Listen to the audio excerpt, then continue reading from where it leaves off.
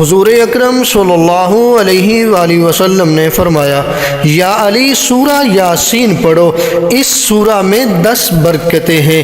بھوکا پڑے گا تو سیر ہوگا، پیاسا پڑے گا تو سیراب ہوگا، بے لباس پڑے گا تو لباس ملے گا، کموارہ پڑے گا تو شادی ہوگی، خوف زدہ پڑے گا تو امن ملے گا، بیمار پڑے گا تو صحت ملے گی، قیدی پڑے گا تو آزادی ملے گی، مسافر پڑے گا تو سفر آسان ہوگا، مردہ پہ پڑھا جائے تو عذاب میں تخفیف ہوگی، کسی گم شدہ کے لیے پڑھا جائے تو گم شدہ چیز مل جائے گی۔ امام جعفر صادق علیہ السلام فرماتے ہیں 4 مقامات پر دعا منظور ہوتی ہے۔ نمبر 1 وتر یعنی نماز شب کی آخری رکعت میں، نمبر 2 فجر کی نماز کے بعد، نمبر 3 ظہر کی نماز کے بعد، نمبر 4 مغرب کی نماز کے بعد۔ یعنی یہ 4 اوقات ایسے ہوتے ہیں کہ اگر آپ دعا کرتے ہیں تو پروردگار انتظار کرتا ہے کہ میرا بندہ مجھ سے مانگے میں اسے عطا کروں۔ اور روایت میں تو ہے کہ نماز مغرب کے بعد سجدے میں سر رکھ کر دعا مانگو